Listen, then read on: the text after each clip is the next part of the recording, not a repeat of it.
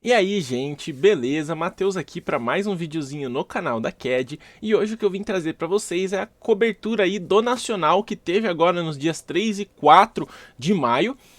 E muita coisa aconteceu aí, diversos decks participaram aí desse top do Nacional, aonde eu vou comentar aqui um pouco com vocês aqui alguns detalhes desse Nacional e sobre algumas características aí que aparentemente foram muito relevantes para os decks serem aí dominantes nesse torneio. Então, bom, como vocês podem ver aqui nesse meu mosaico extremamente bem feito aqui, definitivamente não de última hora, a gente teve aqui diversos decks performando aqui no top. Eu tentei pegar tudo que eu me lembrei aqui ou que eu recebi, então se algum deck acabou ficando de fora aqui, perdão aí. Mas então a gente teve aqui basicamente de estratégias aí, né? A gente teve Tenpai, a gente teve Fiendsmith, a gente teve Primite, tivemos bastante Blue Eyes, a gente vai dar uma olhada aí num gráfico. A gente teve até Infernoid, tivemos Snake Eye, tivemos bastante Malice também, tivemos Fire King, Bestial apareceu bastante aí, a gente teve Raizial, algumas aparições, a gente teve Chimera misturado aí com Fiendsmith, né? A gente teve aí até mesmo uma pequena aparição do deck de Odion, teve Crystron, White Forest, Castira apareceu bastante também em alguns decks, e Memento e Mermail também, dois decks que apareceram bastante nesse Nacional. Então, como esperado, a gente teve um top bastante variado, né? O famoso formato Brasil, que a gente tem aí o costume de ver uma diversidade muito grande, e isso se permaneceu para esse Nacional. Principalmente que esse Nacional foi um Nacional que aconteceu, digamos que num formato morto, né? Porque muita gente estava treinando para um formato que acabou não sendo possível utilizar no Nacional, aí a coleção de Alin, né? E aí, por conta disso, era natural que a gente esperasse ver uma variedade muito maior de decks aí, mas não tanto assim, porque a gente vai dar uma olhada aqui numa tabela que diz bastante coisa, inclusive. Vamos dar uma olhada aqui.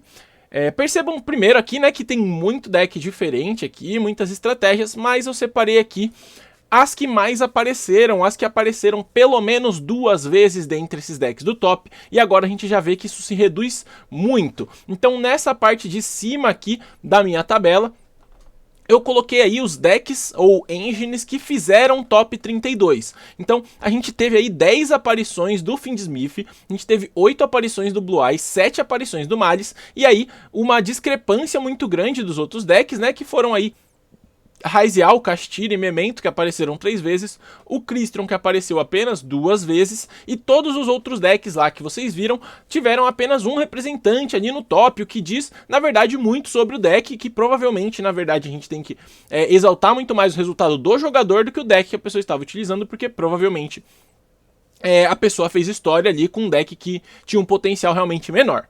Então, do que a gente pode ver aqui desse formato aí, no top 32, a gente pode ver realmente uma dominância clara da engine de Fiendsmith, aparecendo aí soberana, com folga aí, dentre as outras engines, e surpreendentemente, pelo menos pra mim, o deck de Blue Eyes apareceu bastante aí no top também. Pra mim isso é bem surpreendente, porque na verdade eu sempre achei aí o deck de Blue Eyes realmente um deck muito mais fraco, entretanto, muito pode ser aí explicado por conta do fato de que, como eu comentei, muita gente aí, inclusive eu, estava treinando para a coleção pós-Alin, e o deck de Blue Eyes ele realmente enfraquece muito pós-Alin, porque muita coisa acaba ganhando muita força, né? E a partir do momento que não vale mais a coleção Alin, esse Blue Eyes acaba entrando com um pouco mais de presença aí, né? Principalmente porque a estratégia de Blue Eyes, ela muitas vezes acaba tendo Bestials dentro da sua decklist, por conta das cartas serem dragão. E a gente também tem uma presença bem grande da engine de Primite, que isso acaba se refletindo aí. No caso, inclusive, até poderia ter adicionado a coluna do Primite aqui, porque teve Primite que não foi Blue Eyes que topou.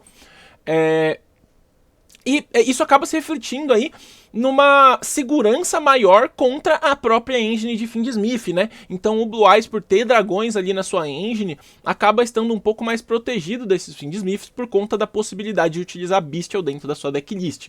Então, não é de tão estranho assim na minha visão, a gente tem uma incidência maior desse Blue Eyes. Aí logo em seguida a gente tem o Malice aqui, que também foi um deck bastante dominante no torneio, e esse também tem explicação bem sólida, que é muita gente que estava treinando para coleção Alin, acabou jogando de Malice mesmo assim por conta do alto investimento de tempo e de recursos ali, né, para poder fazer esse Malice funcionar após Alin. A gente teve aí muita gente que acabou migrando pro próprio Malice para jogar esse nacional de última hora, né? Então, essa presença alta do Malice também faz bastante sentido.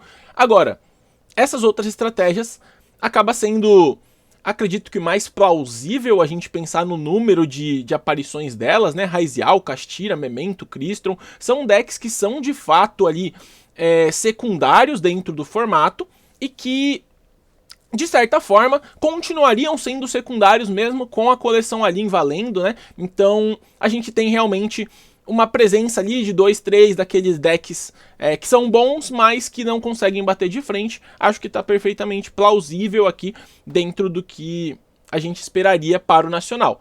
Agora, o que é bastante interessante é a gente dar uma olhada na coluna de baixo aqui, onde eu falo dos decks do top 8. E desses decks do top 8, vocês podem ver que esses decks secundários aqui foram completamente dizimados no meio das partidas do top, e só o que sobrou foi realmente com bastante pressão, né? Foi realmente o deck de Malice, que por sua vez é um deck muito forte, e o deck, ou engine, de Fiendsmith, que também, por sua vez, é muito forte. Agora vocês podem ver que, como eu comentei aí, dessa fraqueza que o Blue Eyes tem, dá pra ver um reflexo nítido de que esses Blue Eyes não conseguiram chegar no top 8 com frequência ali, né? Então a gente teve um Blue Eyes só que conseguiu ganhar 2 partidas depois do top. Então a partir do momento que afunila, realmente o deck de Blue Eyes acaba sendo muito pior.